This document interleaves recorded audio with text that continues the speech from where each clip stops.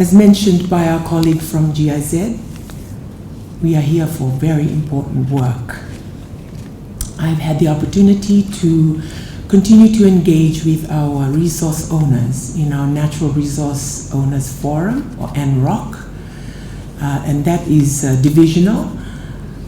They meet with us often to share their views and to guide us in terms of what is already practiced in our communities in terms of environmental protection. This has been knowledge and a lot of work that's gone into it for thousands of years on how to protect our environment. And for me, just being very new in my role, only 6 weeks, coming into the environment and climate change space, listening to our resource owners and what they deal with day to day, for me is the reality that confronts all of us, including government, including all stakeholders, but certainly including you as lawmakers. When I was teaching at law school at USP, I often challenged them to say, do you know that the courts don't make the law? Do you know that Parliament doesn't make the law? You lawyers make the law, because it's what you bring to court. It's what you argue. It's what you challenge in court that shapes the decisions of our courts and shapes what ultimately ends up in Parliament. We as lawyers have that ability to shape the law. And I was fortunate to undertake my master's in law in America, and my lecturers would challenge me. They would say, I know you come from a country that follows legal precedent, but we as lawyers should not be bound or limited to legal precedent. We should look at legal ideas, because we shape the law that ultimately ends up in court, that ultimately ends up in Parliament. So keeping that in mind as practitioners in this space, as minister serving in the Ministry for Environment and Climate Change, I have very, very experienced technical staff, expertise. But what we do need is more lawyers in this space, more lawyers in the environmental space. Yes, it's very topical, it's very current, it is what sells, for lack of better words, in terms of the engagement with our global partners, whether it's funding for a nature-based seawall all the way up to COP 31, which is happening this year. That requires lawyers to be shaping the policies and the legislation. And so, as you meet for the next 2 days, it is my hope that you will be able to build your capacity and come up with those legal ideas that will shape the environmental law in this country. Even to the point where we see the engagement of the Fiji Law Society in issuing statements that will be their opinion on what government is doing. I'd like to see more of that from fellow and lawyers coming together in a group, specialized group of environmental lawyers to do the same to government. Because we need that assistance, we need that as well. Like I mentioned, we have expertise in the ministry, but we certainly need lawyers as well to contribute to only one thing, and that is improving the laws which will help our people to cope with the effects of climate change, to deal with the environmental issues that we face in this country. We have the Environmental Management Act that has been mentioned by our colleague, and the regulations for almost 2 decades, but we have a problem. We have the first line of defense, for example, our mangroves, which protects our fish. They are the nurseries for our fish, and also when our villagers need to protect themselves from storm surges. I know this because I come from a maritime province, and my village of Chiliva is right on the coast. Though we have the Astrolabe Reef, it is in the last perhaps 2 decades, we've seen almost 4 meters of the coastline washed away. And so we do need to consider relocating. And that in itself is a whole body of rights about the displacement of our people in coastal communities to higher ground. But what does that mean in terms of their identity? What does that mean in terms of their connection to the sea? That itself is a whole body of work, of legal work that needs to be studied.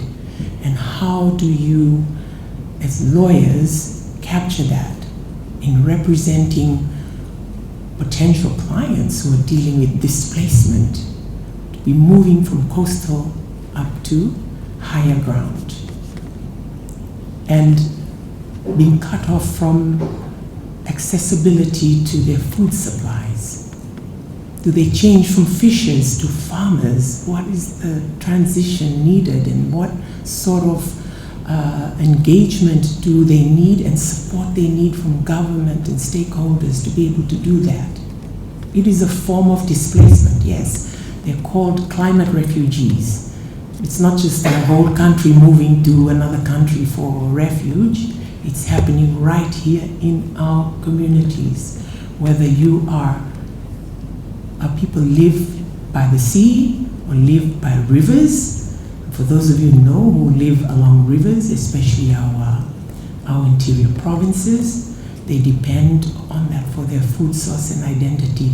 I was just at Wuninyundrovu in Leyte Siri last week, and the village of Wuninyundrovu is unique in the sense that the village has the river, Waimanu River, wrapped right around it. So when they look to the left or right, they see the river rising, catches them in the middle. So they've had to relocate. So they were one of the villages that are being relocated in phases because they are one of the red zones in Fiji.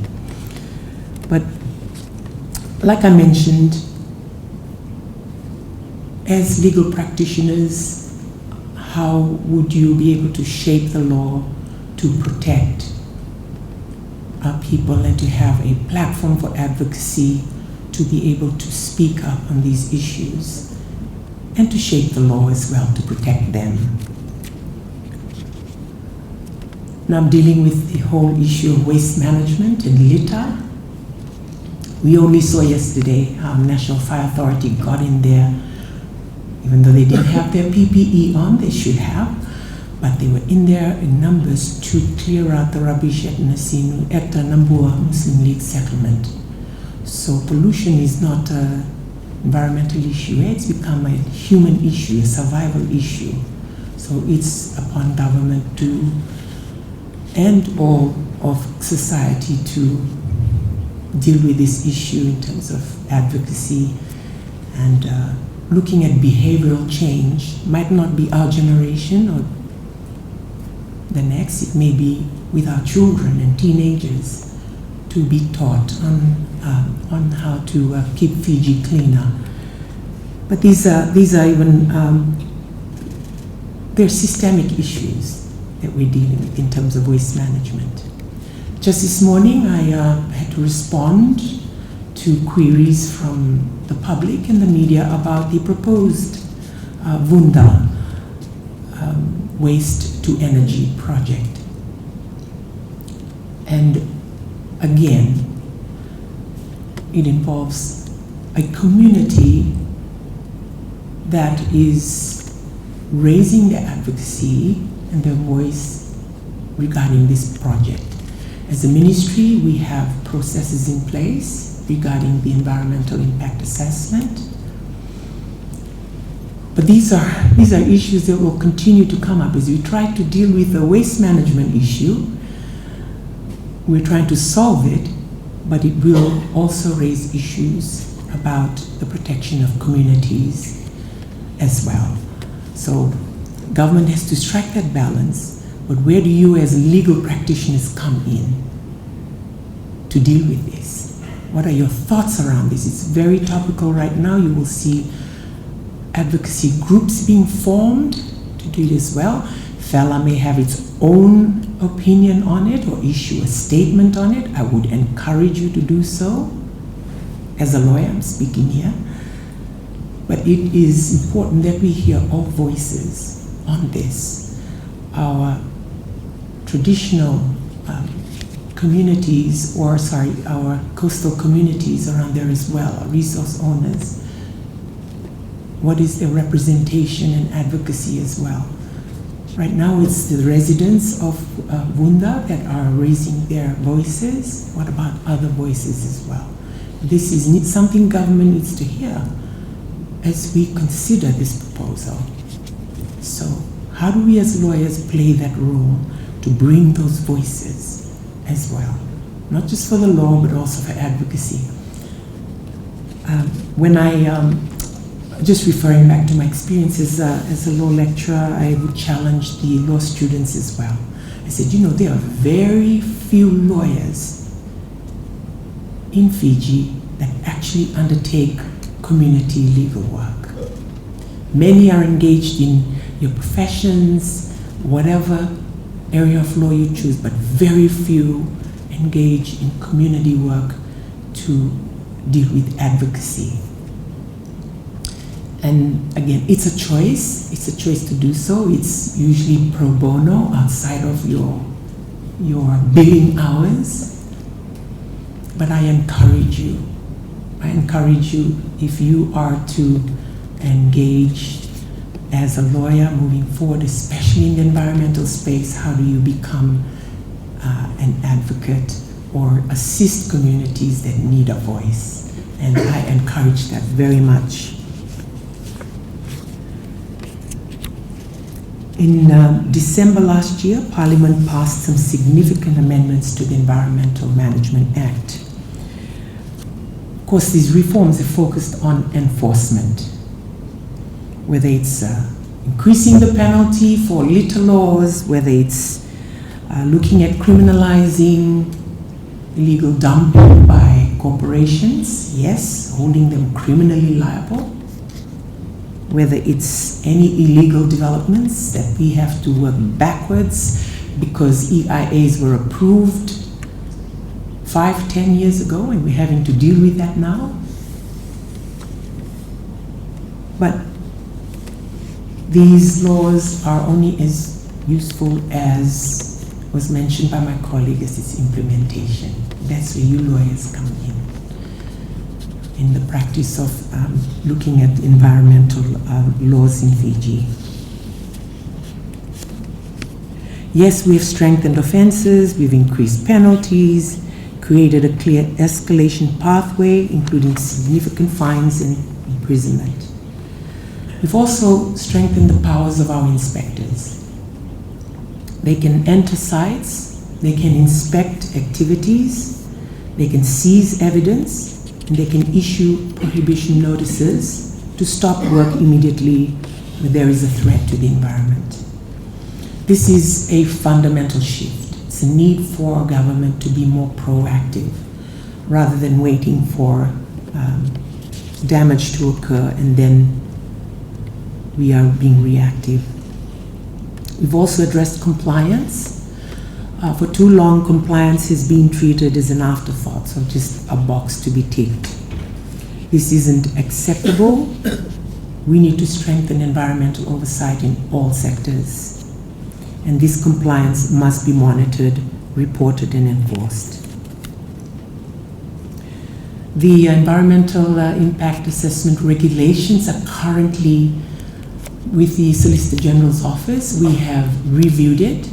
These are one of the biggest complaints that were raised during this EIA process with the waste to energy project that is being proposed in Vunda. Why aren't the reports available in more sites around Fiji? Why isn't it available online? Why are you charging $5 a page to print?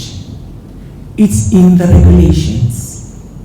It's prescribed by law, so we need to follow that law. But we are reviewing those regulations, to make it more accessible, because it is a constitutional right for the public to access information. So we need to recognize that right. And so we've gone through that review to make it more accessible, and it's currently it's in the process as well. So for such a time as this, it would have been great to have those regulations passed already. So I just thank the Department of Environment, just their strength in receiving all these complaints that come through, and take all the attacks in the media as well about it. But that's our job. We listen, and we look at the laws, we review them, and we come back to our sole purpose, and that is the people of Fiji, the people who need us to be there for them. And so how, as legal practitioners, do you also shape the law, keeping our people in mind? Too often we can get caught up in the technical side of things and speak technical language. This is always something we remind ourselves at the ministry, that we need to make sure we are able to communicate with our people and make information as accessible as possible. So like I mentioned, it's not just the ministry's job to keep looking at environmental protection and also mitigating the effects of climate change. To all of the lawyers in this room, you shape compliance. We need those that are polluting, or those that possibly will pollute, or those that possibly damage the environment, to be held accountable so we can protect our people who depend on it. The advice you give determines whether developments proceed lawfully or unlawfully. When you advise a client, so you make it a developer that you are representing, right? So this is where we hear a lot from lawyers. What's happening with the EIA? Is there any chance we'll get this through? So the clients are in the back and the lawyers are in the front. The lawyers for the clients, for the developers, and the lawyers within the department, and then the lawyers for any advocacy group where they are come to the table to talk about this. So as lawyers, environmental lawyers, you help us in shaping the laws. It takes me back to my initial statement about how we as lawyers are to shape the law. We need to shape the law with legal ideas, because in this 21st century and how things are changing so fast, including the digital era, so the changes are happening so fast. How do we as lawyers keep up as well in terms of the law?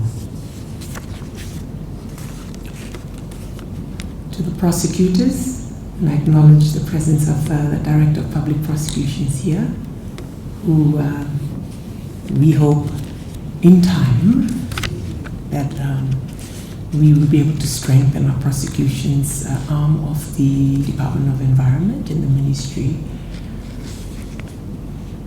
You determine whether environmental offenses are pursued with the seriousness they deserve. Will you treat illegal mangrove clearing as a minor infraction or as the destruction of critical national infrastructure?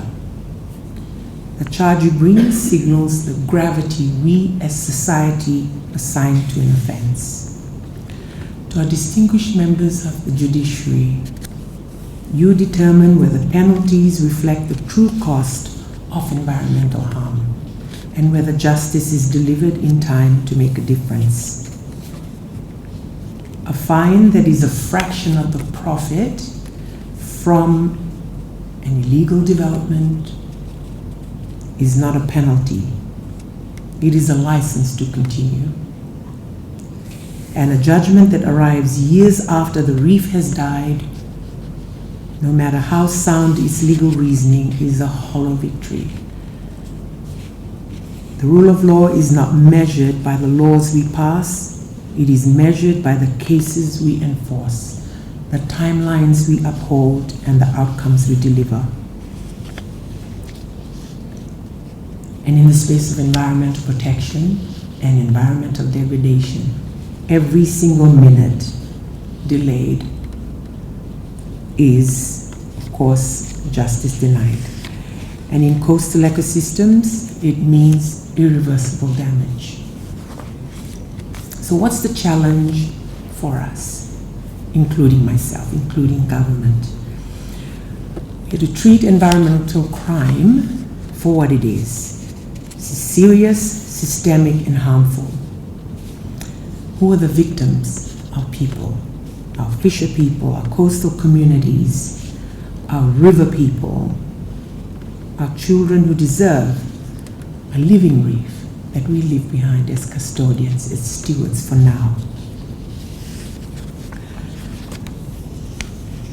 We're not just talking about compliance, talking about lives who depend on our coastal ecosystems, our river ecosystems, our ocean, our seas. They are what our communities depend on for their survival. And so the credibility of the legal system, whether it's our judiciary, our prosecution, our legal practitioners, the credibility of that depends on how we enforce compliance as well as how we raise the voices of our communities in whatever field of work you are in. So this workshop for us is an investment in raising the visibility of environmental lawyers, especially you who are in this room. It is an opportunity to build shared understanding, of course technical capacity, and the professional relationships needed to make this new era of enforcement a reality. And it is often my advice now that I'm in here and I see how very little the numbers are in terms of environmental lawyers that are out there advocating and bringing cases to court in this space. You are needed. You are in a space that is growing and is very much needed. And I thank you all for your attendance in this workshop. And I wish you the very best in Lens. In fact, I think I should be here attending as well. But I thank you all and I wish you the very best. And on that note, I declare this workshop open.